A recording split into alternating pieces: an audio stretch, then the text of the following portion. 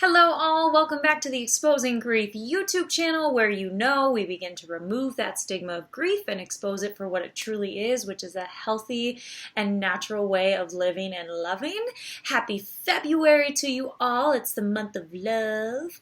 And so for this month of love, I really want to talk about how do we love ourselves? How do we show ourselves love, especially when we're grieving? That can be a really hard thing when we're feeling really consumed by that process.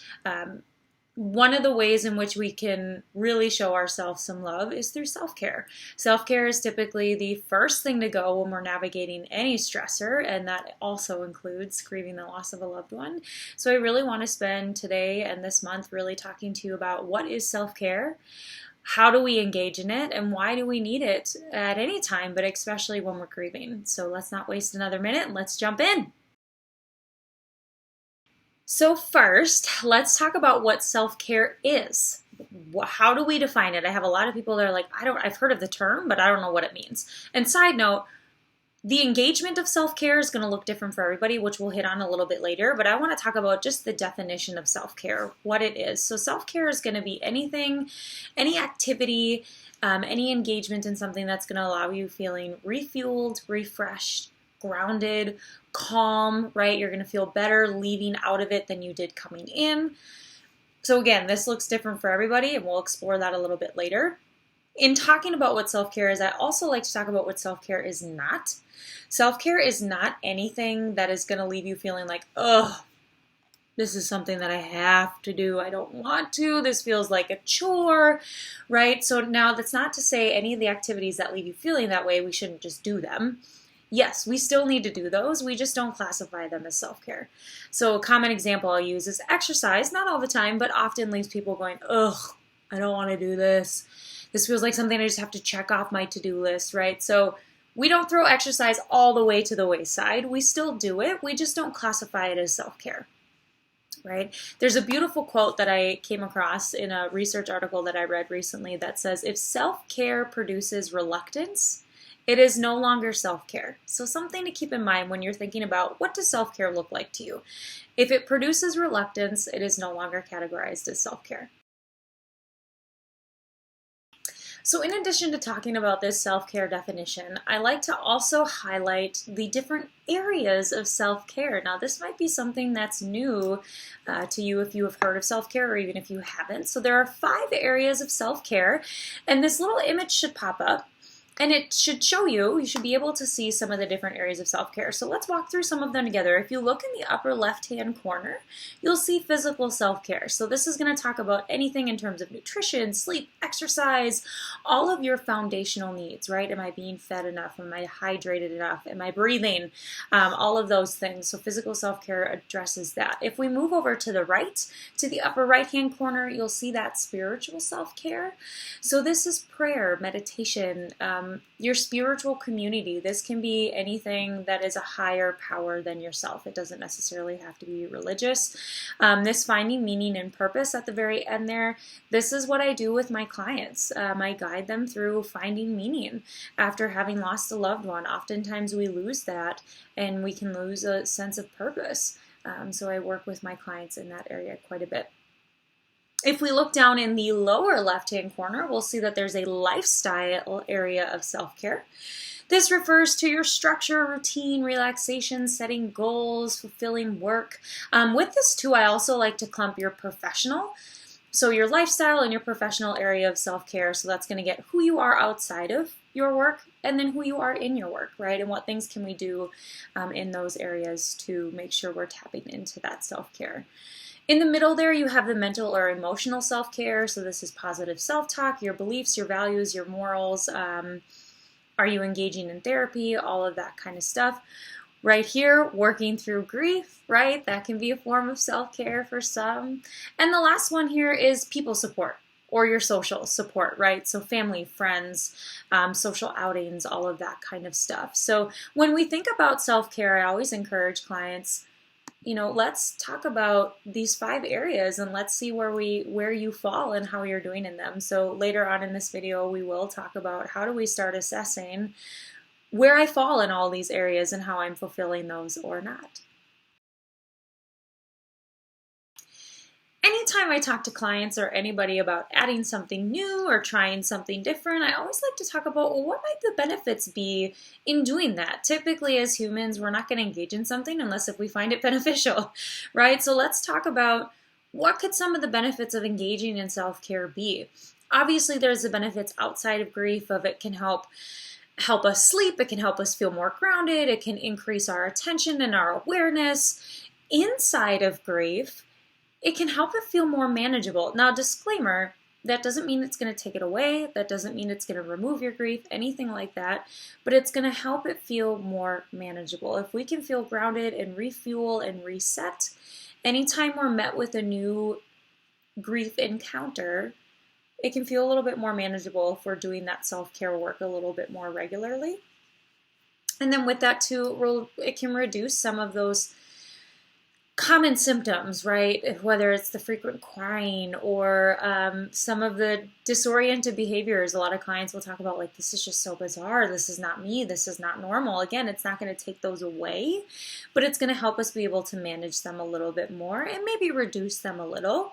And it can also help leave space to properly grieve that yearning and longing for a loved one that's natural to come with grief. So these might be some of the benefits or some of a broad spectrum of benefits that I talk to my clients about. And I want to encourage to leave some time for you to explore what might be beneficial for you engaging in self-care, right? So take a minute before moving on in this video to really think about, how might engaging in self-care benefit me? What might change? What might look different? Along with maybe not having heard the term but haven't really explored what it looks like, there are a bunch of different obstacles that can prevent people from engaging in self-care. One of the biggest ones being, I don't have time.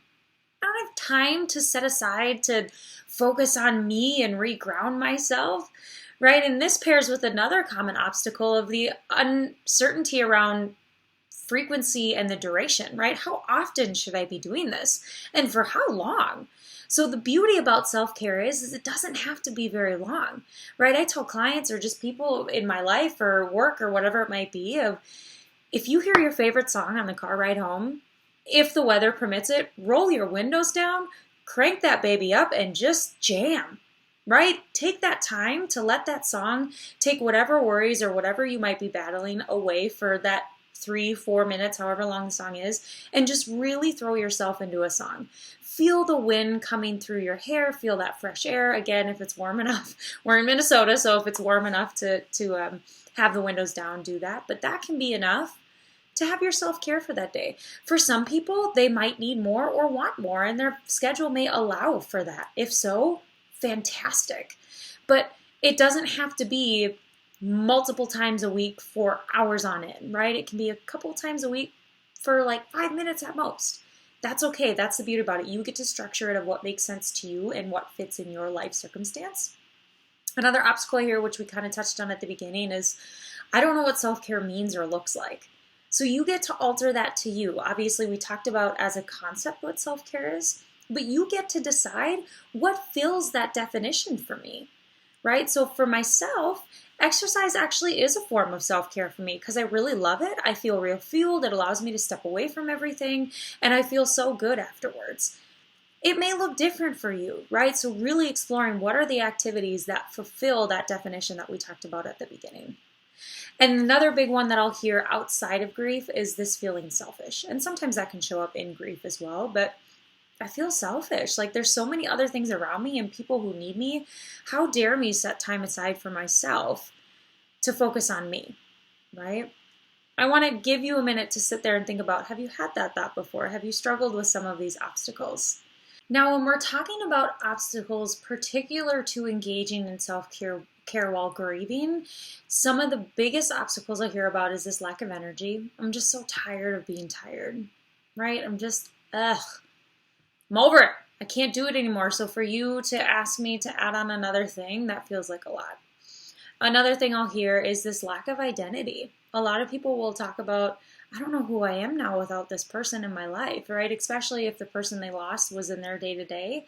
That can really shift things. That can really alter things. So for us to engage in self-care and know what feels okay for us when we are even struggling with identifying who we are, can be a really big obstacle. So these are some of the things that I work on with clients about. So I would encourage you to also explore, do you encounter some of these obstacles, right? And if so, how do they show up? What do they look like? And how might we be able to start overcoming those? Okay, now this is part of the video that I'm super excited about because it's very hands-on. I'm going to give you guys some tools and tips and strategies to start exploring this self-care for yourself. I'm a very hands-on learner, so I'm so excited when I get to these portions because I really believe it's going to benefit you all. So I want you to take a look at this self-care assessment. So I have, if you want access to this, I think I had mentioned this in a previous video, if you want access to the self-care assessment, email me below. My email should be down there and I will get that to you in no problem. So take a look at this. So this is going to help you. This is going to break down those 5 areas of self-care that we talked about earlier in the video. And it starts with this physical self-care. So I'll just walk you through this first page. So you're going to go through each area and you're going to rank them. 1 is I do this poorly, or I do this rarely or not at all. 2 is I do this okay, or I do this sometimes. 3 is I do this well, or I do this often. And then a star is an area that you would like to improve on or want to do more frequently. So then you walk through each area and you go through each category. So it says, I eat healthy foods. So you mark 1 through 3, how well you do, and if that's something that you want to improve, go ahead and put a checkbox in that star box. Walk through the rest. I take care of personal hygiene, exercise, wear clothes that help me feel good. So walk through each of these areas of the self-care assessment, see where you fall, figure out what you might want to improve on, and once you do that, come back here and I'll have another exercise for you to help bring it down even more. Okay, welcome back. How did that go? Did you fill out that self-care assessment? How are you feeling? Were you surprised? Were you not surprised? Were you stumped on some? Like, boy, I don't even know how to answer this. Wherever you are, I'm glad you took time to do it. And you might also be looking at it going, wow, this is kind of a lot of information. I don't know where to start. There are a lot of different areas that I want to improve on, or maybe there aren't as many, whatever it might be. I want to show you this next resource that I have for you. So go ahead and take a look at this. This is a worksheet that I have created for myself to hand out to my clients. So this is my 5 areas of therapeutic self-care. So it takes all of those 5 areas that we've already talked about, that you just did an assessment around, and breaks it down into 2 bullet points. So you'll see under each area of self-care, we've got the physical, psychological and emotional, social, which is that people portion, spiritual, and that professional lifestyle. And it has 2 bullet points under each. So now what I want you to do, I want you to go back to that self-assessment and under each category, find 2 things in each category that either you do well, you want to improve on, or you can have one of both, right? So for me, under the physical, I would put exercise. I already do pretty well at exercise for self-care, so I'm going to hold on to that because that works really well for me.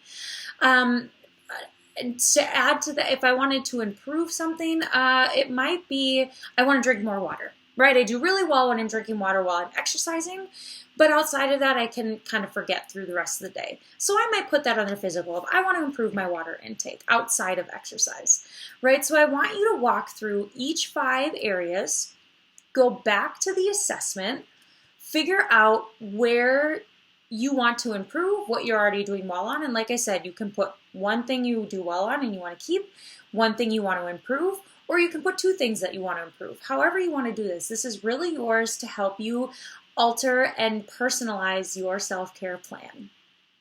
So go back to the self-care assessment, fill out my therapeutic self-care sheet, and see what you come up with. I would love to hear from you. Go ahead and put comments below because I'd love to hear what you come up with and how this might be improving your self-care plan.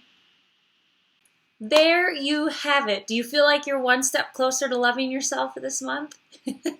Hopefully you at least feel like you have the tools to really begin exploring the self-care piece. And note that you can put things on that therapeutic self-care sheet that I created for you guys that doesn't come from the self-care assessment. That's totally fine. That self-care assessment is just to help you start getting the idea of what areas you want to be attending to. But if you have an activity that you want to engage in for self-care that isn't on that self-care assessment sheet, fine. Put it on that other sheet. That's totally cool, right? That's the beauty about this. You get to personalize it to exactly you, that makes sense to you. So do whatever feels right. Really start exploring that self-care. Give yourself some love this month, you guys, and please extend it past this month. Take care of yourselves. It's hard for us to love and take care of other people if we can't do that for ourselves. I thank you for joining me this month in self-care. I can't wait for you to hear the interview that's coming up. Don't forget to subscribe so you don't miss that and any of the other content. I'm always here for you if you need me, so drop me a comment or shoot me an email. I'm happy to connect. Thank you very much for joining me. You have a wonderful month.